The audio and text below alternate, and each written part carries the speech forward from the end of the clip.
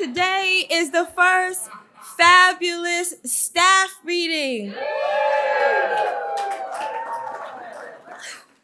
Up first, the lovely Brittany K. Allen.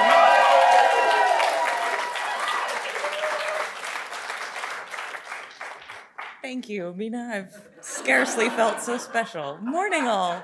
Hello. Thank you all so much for being here bright and early. Thanks especially to Wyatt and Adam and Megan, the wonderful staff, family. This place is a huge gift, and I'm very glad to be here. In the spirit of some people who've been inspiring me lately at this podium, this is a new piece. I'm reading fresh work, so thank you for being a trusting audience in that way. Yes, I'm going to read the first half of a new short story. And I think that's all you need to know. Okay.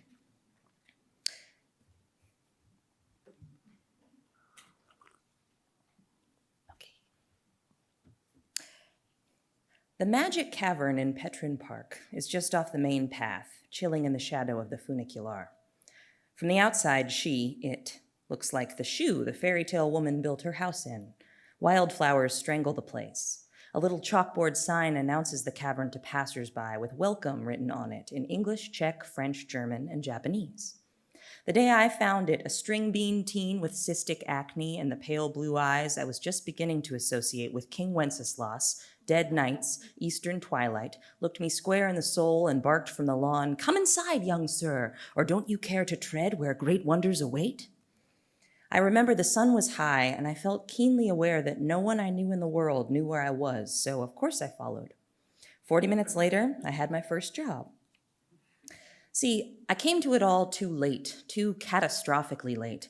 Shea butter for ashy knees, ish and sheet and triflin', how and when to dap, to say nothing of diggable planets, no name in the street, Angela, Malcolm, a different world, a respectable fade, a barbershop to get that fade in, brothers to meet there. But it wasn't my fault. It wasn't anyone's fault, precisely. My father was an ambassador of the talented 10th. They say my mother was like ODB, a little bit country, but she died before she could complete the gospel of the hip, voluptuous sister who would take me in her arms at an East Coast HBC and teach me all the other things I needed to know. My stepmother, Gloria, is Filipino. They raised us in Hyde Park. At school, they had me on the online branch of the student newspaper reviewing video games.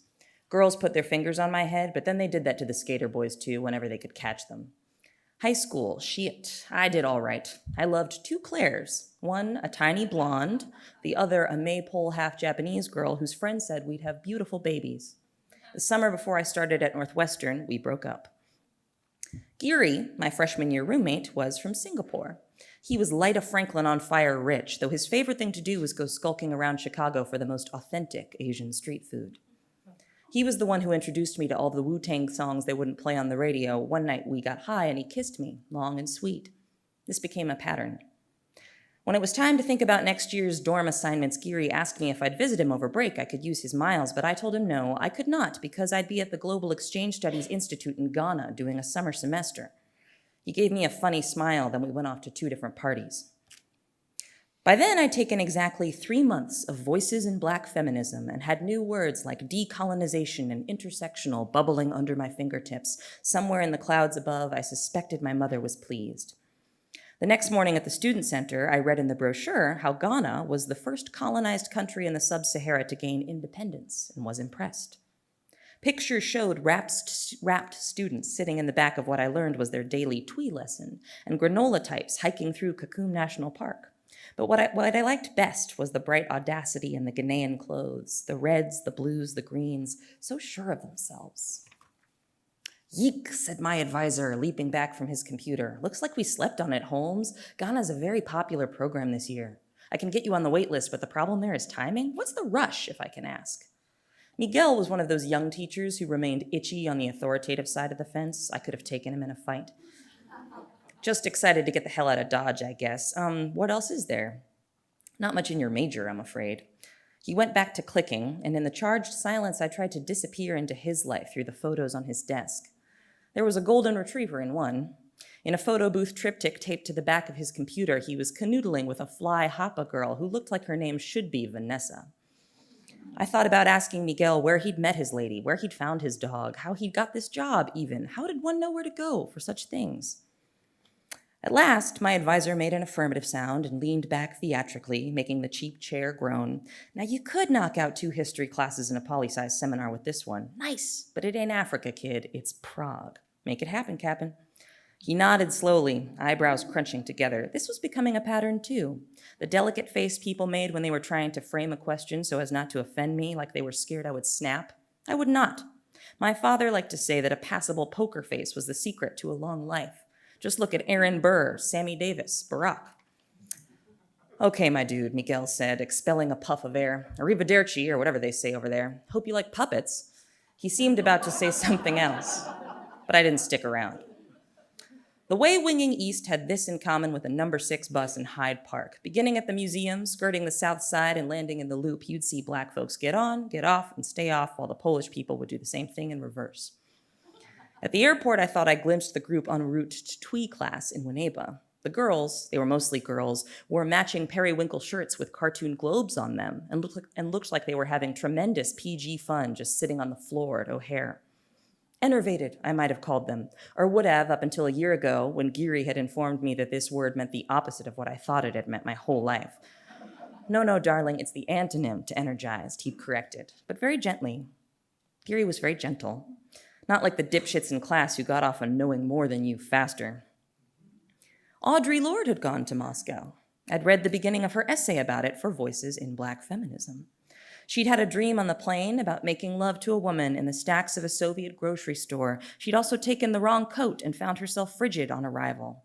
I decided I wouldn't make any careless mistakes in Europe. I'd pack my big hide parka and make myself unfrightening for all the babushkas, which meant none of my new trappings, no black by popular demand t-shirt, no low-slung pants. Later, when I got more comfortable in the Republic, I would learn to take a little pleasure from listening to Public Enemy on my headphones during the long tram rides up to the park. There I'd sit, sandwiched between old women with cracked, outrageous faces, and in my head, you gotta fight the powers that be. Why did I begin taking habitual tram rides up to the park? Let me counter with, how many mothers, brothers, sisters have put their stamping palms on you? Look, I did go to class. For 7 days, I went to all of them. My poli-sci lectures were populated mostly by a fleet of girls from Mount Holyoke, serious types with angular bobs and Catwoman glasses. Our instructor was always late. When I made a joke musing that it seemed the trains didn't run on time in Praha anymore, it went over like the Hindenburg. So yeah, the second Monday of my stay, my feet led me elsewhere, in aimless circles firstly, then up that winding hill. Okay, so, are you listening? Evzin was the name of my siren, the skinny prince who'd lured me into the cavern across the grass. The lemonade we make in-house from concentrate, the sangria comes in cans. He waggled a container of the latter in my face before remembering carbonation, winced, set it down.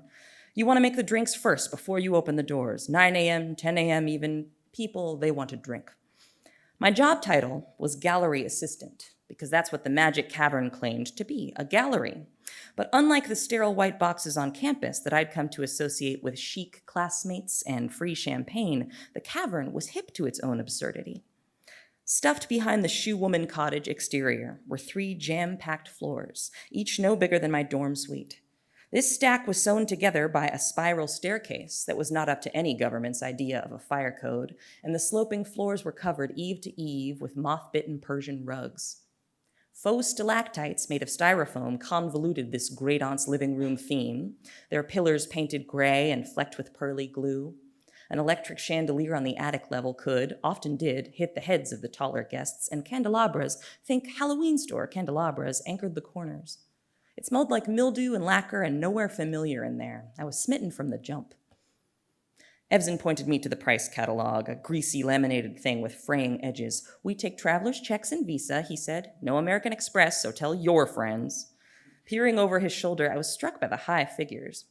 Evzin wasn't a humorous guy by nature, but on that fateful training day, I could tell he was trying to bury a smile. For let me tell you forthwith, in all my days spent jouncing around that blasted cottage, snapping open sangrias and hexing all the souls who'd failed to understand me, I never did see anyone buy a painting. Yet, a painting of what? You'll want to know. Well, here's the thing. The big gimmick of the magic cavern is that the same subject populates every piece. Although sometimes she is green, sometimes she is purple, and sometimes she is blue, always she is topless. The Queen of Moldokovica, Evzen explained, pointing to her origin story in the back flap of the price catalog. Acquaint yourself with her mythology. Our boss, he likes to quiz. In some paintings, the queen is waving a magic wand or wearing a headdress made of antlers. Other times, she is turning into a tree. Sometimes she is accompanied by 3 identical handmaidens. Other times, she is being torn apart by wild dogs. Though always her placid smile stays perched above the mangled body. Always, in any state, she seems serene. Though most of the paintings lack perspective, though the mythology is derivative and often appropriating more than one god, there is something about her that binds a viewer. That first day I met her, I stared at her face for 2 full hours as she danced across a dozen canvases, while wailing families and tourist teens on the prowl for irony came and went. Someone had to keep her company. It was so clear, and it felt like I'd been chosen, like I'd finally been given a task. Soon after I started working, I found myself thinking less and less of the do-gooding hipsters and their twee lessons. Fading, too, were the other stalactites of my life, Gloria and Dad, Miguel, my schoolmates who spoke up in class. Even Geary and his smells were starting to feel like a dream to me. Or perhaps more precisely, the reverse was happening, and I was fading from them, flattening into a still life like the queen and her kingdom.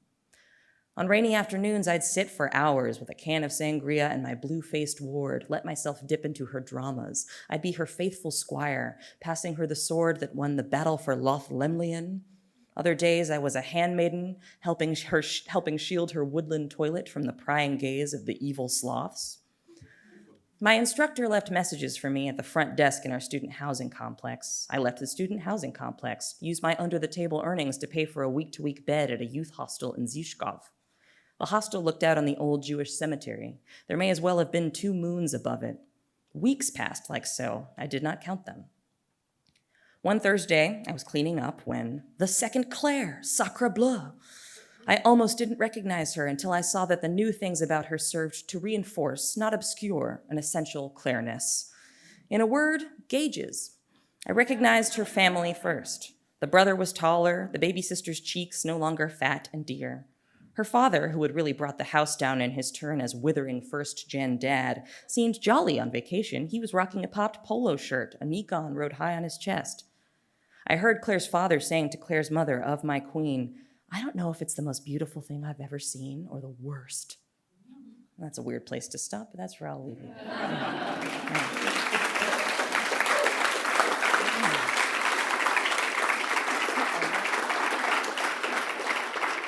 Thank you. And next up, you all have the wonderful Chris Poole.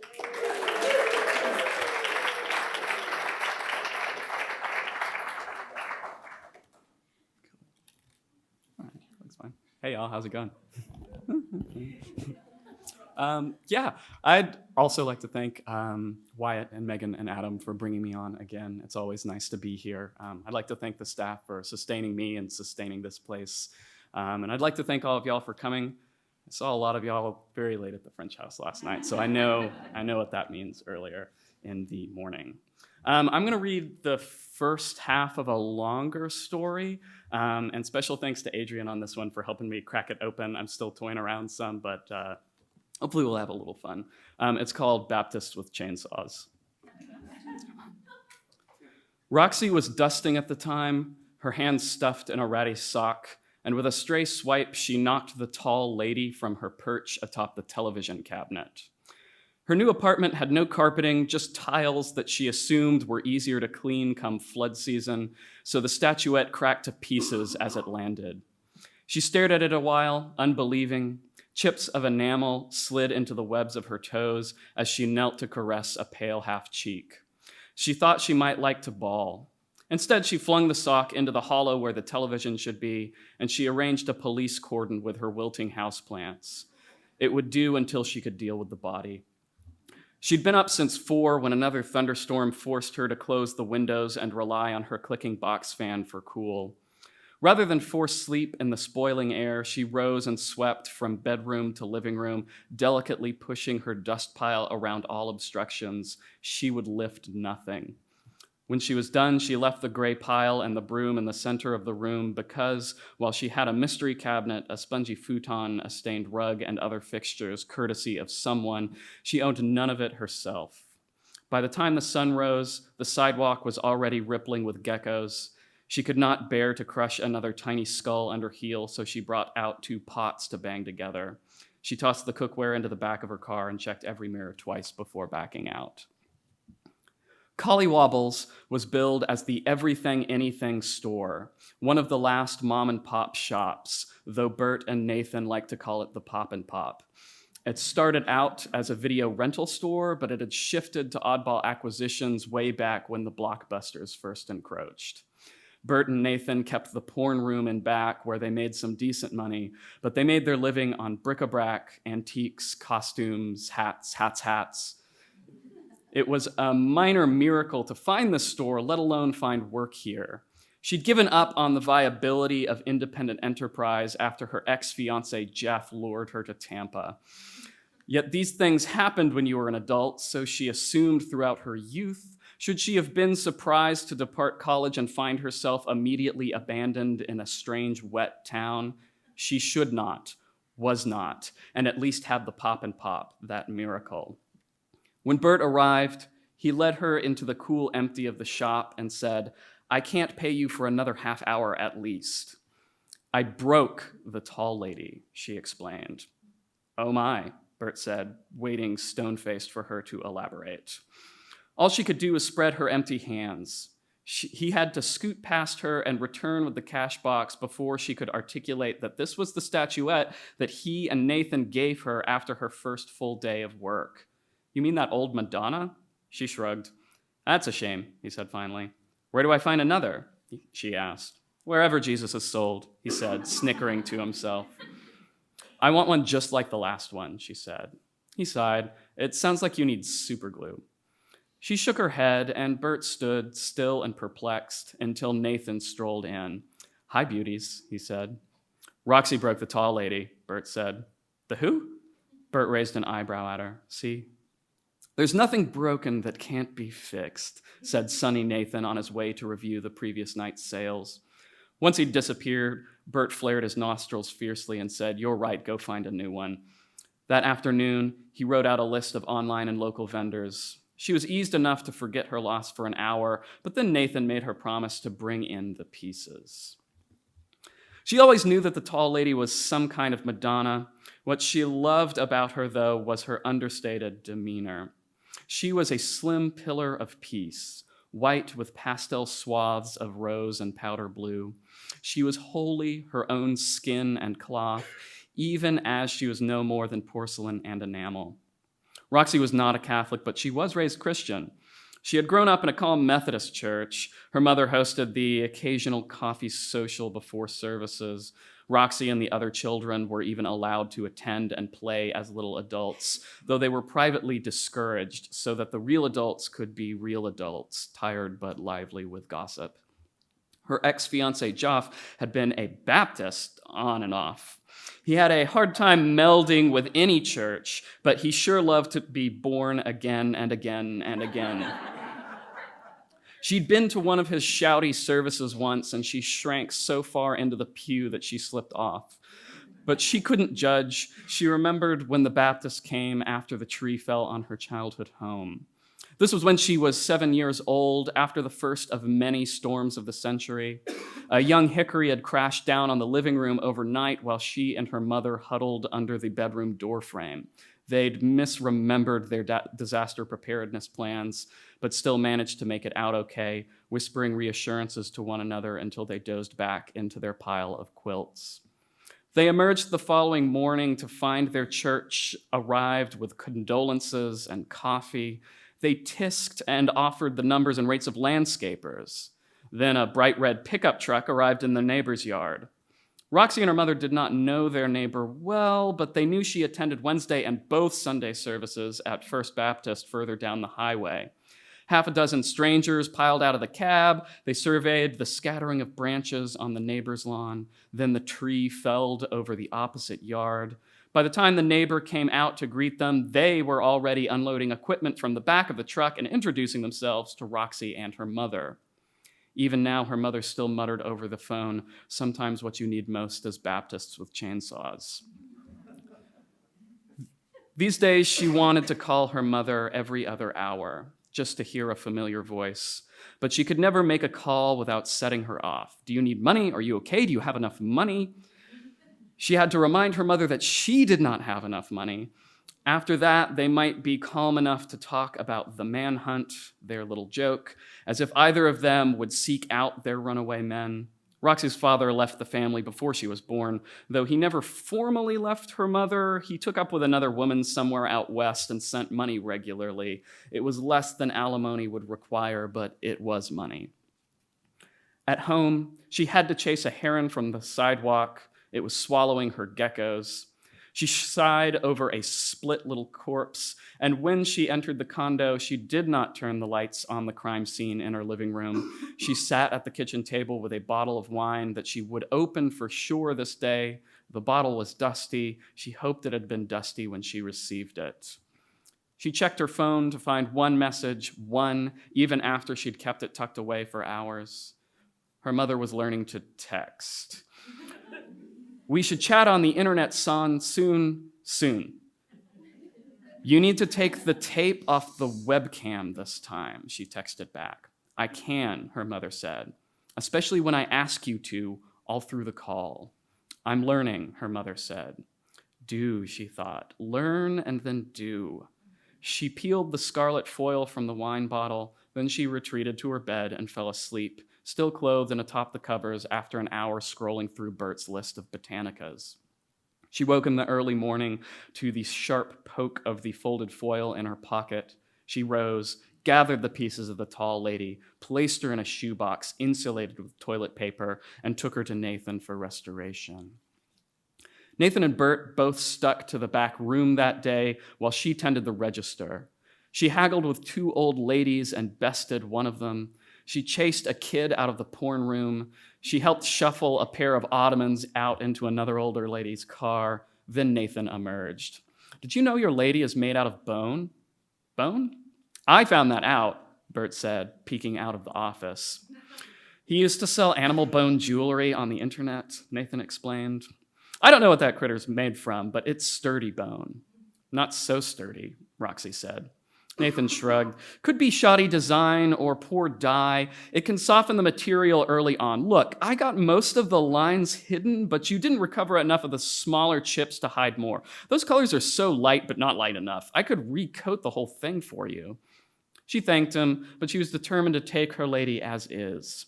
She was able to see every line on her, across the face, forked down the torso, seamed along the leg of her robe.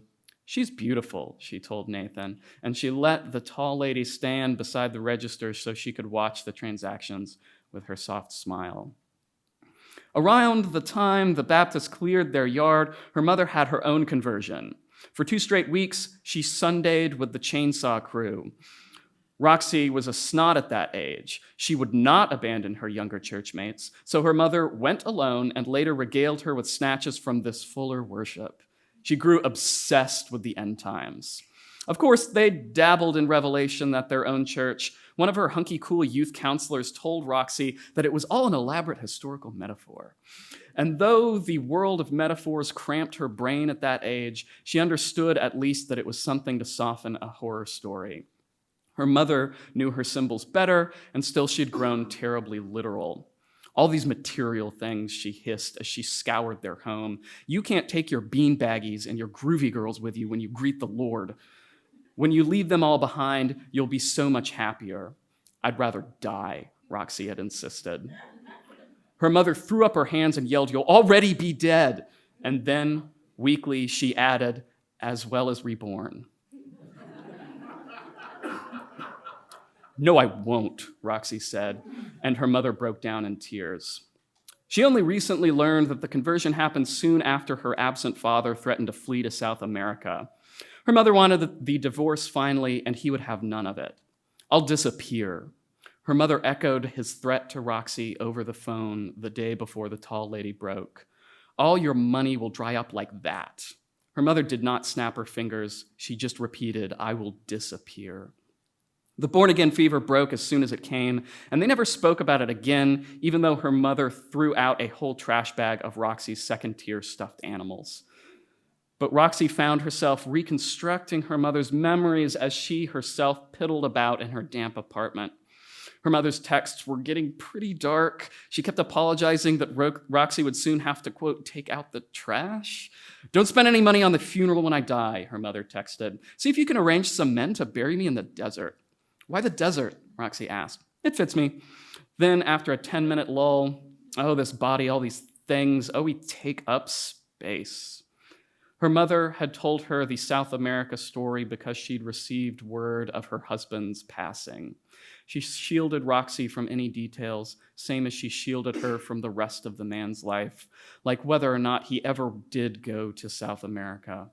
Roxy was curious. She felt she should be more than just curious about her father, but she wasn't sure what further prying might do to her mother's health. She would have that internet chat soon. She would make sure her mother showed her poor, worn face. Thanks. I'll stop there.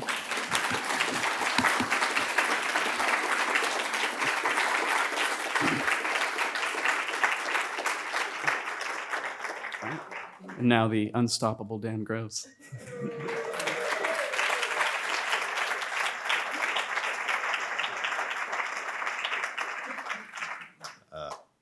I will stop eventually.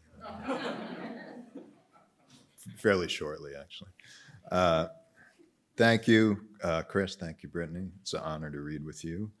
Thank you to Wyatt and Barbara for having me back. There'll be a more kind of appropriate occasion for certain sentiments, but I will just say right now that Wyatt, it has been an honor to serve you on the bar staff.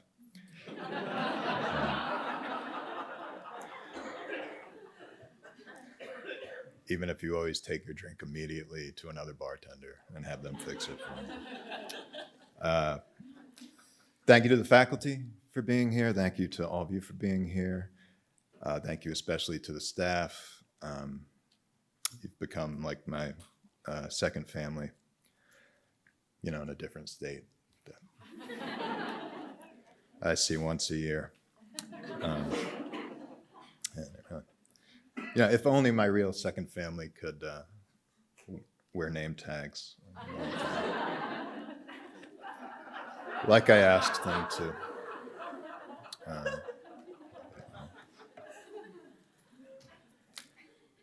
But I do love you. Yeah, I do love you. Putting all those emotions aside,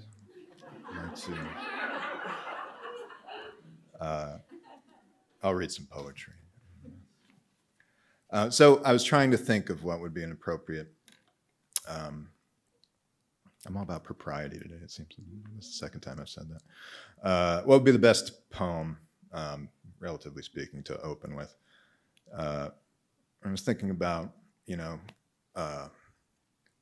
had this villanelle, and the villanelle is a form that has refrains, so certain lines, certain parts of lines repeat at regular intervals throughout, but a little bit changed, a little bit different. There's a challenge involved in trying to vary the refrain as you are condemned to repeat it. I was thinking there's some affinities with what we're doing here. But mostly I was thinking about Evel Knievel. It kind of has to go bigger. He's basically doing the same thing every time. It kind of gets a little bigger and more dangerous. So this is a villanelle avec Evel Knievel. It's a French form. Some of the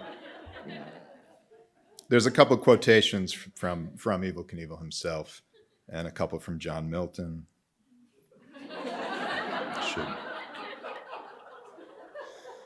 Should be able to discern for yourself.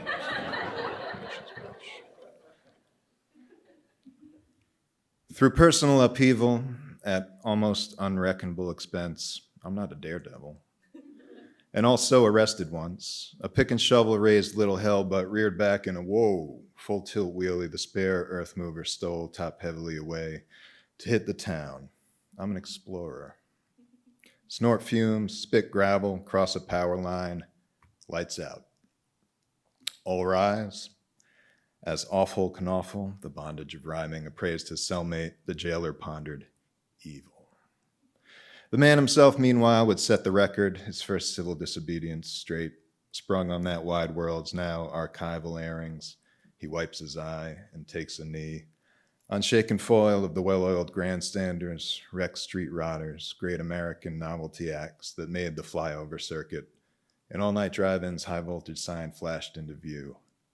Car hops. His thrill-ridden victory lap. Et voila, nostalgie de la butte notwithstanding, the earth mover engineered avalanche rolled him to rodeo, snowballed to ski jump to ice hockey, check. Going 5 whole hot minutes per shift in big game poaching, short-term insurance, the road run down traveling horse trader stabilized, arced, a cheval on his triumph. A nouvelle mechanophile icon on velvet, as rendered to Caesars, sun-bronzed in the shade token obelisk through to foreshadow what, forging ahead, fairly leaped like an anvil-struck spark above Snake River Canyon. The primeval scheme of, as tribal myth cycles depict it, coyote. A moment of magical thinking in free fall, uncanny new valley, our national nightmare, a cold streak as blue as the Ford Oval Office, the swivel articulate figures, ideal, preassembled. Enough already. Upward, if laid back in a full body cast, further and further limited mobility. Through personal upheaval, upward mobility. Meanwhile, white coats, just keep it elevated. Psyche vows, slow drip IV, late show caper flick of one by one, black sheep clearing a fence, cloudscape, dreamland, half a lifetime yet. I am a daredevil. The day that I probably should have explained this earlier. The day that Evel Knievel made his Snake River Canyon jump, some of you may remember, it was the same day that President Ford pardoned Richard Nixon. Why don't I read it again? And we got time.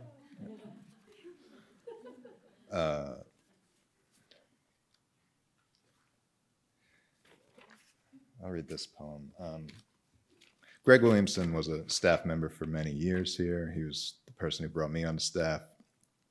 He was here last year. He wrote a book of sonnets, and his kind of own variation on the sonnet, in which this kind of ostensible character, who's addressed in the second person, dies at the end of all of them in kind of various ways. Eventually, it becomes this kind of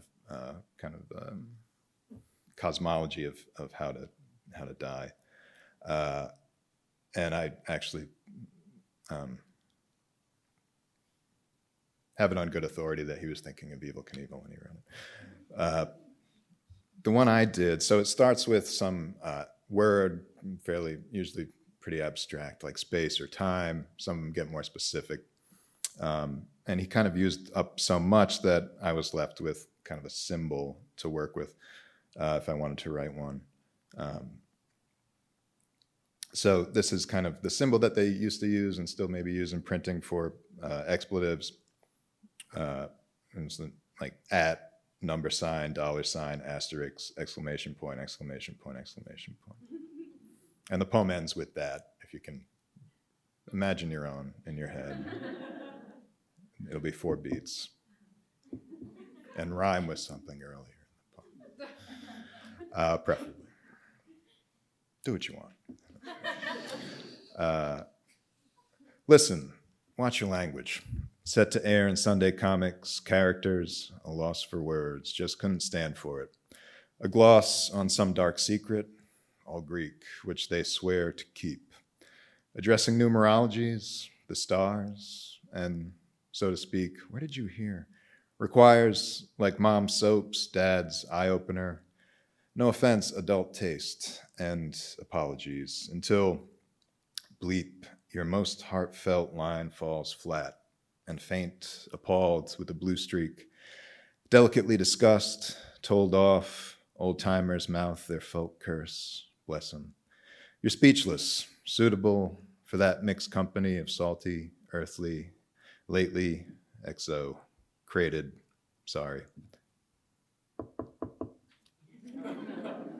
Excuse me. I'll read a couple more here. This is a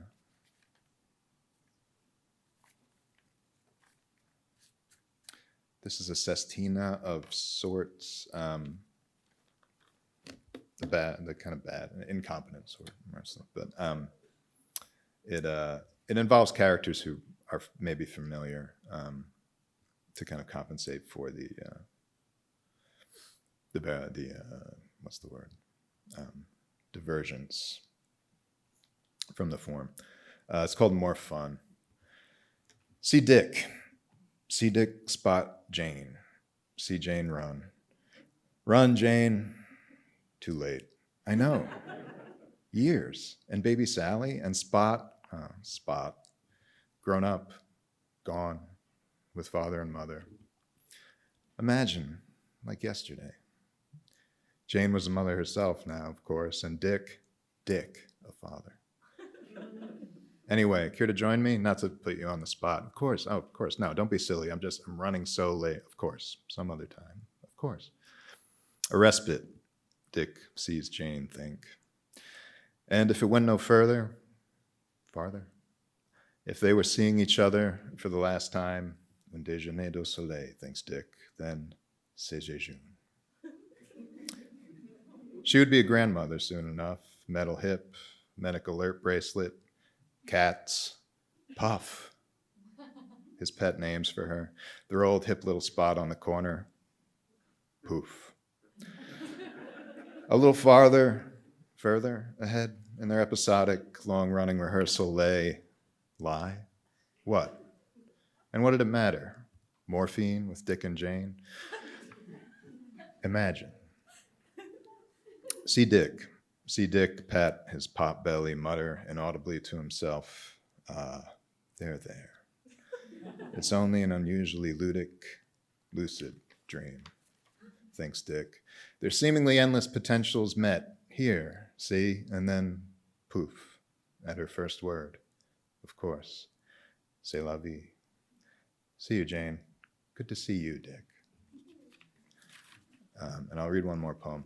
This is called Dialectics. What I'm trying to do here is it involves words that you can read from their middle letters or the empty space in the middle of them, from right to left, outward, left to right, outward, and other words exist within them. It's fairly self-explanatory.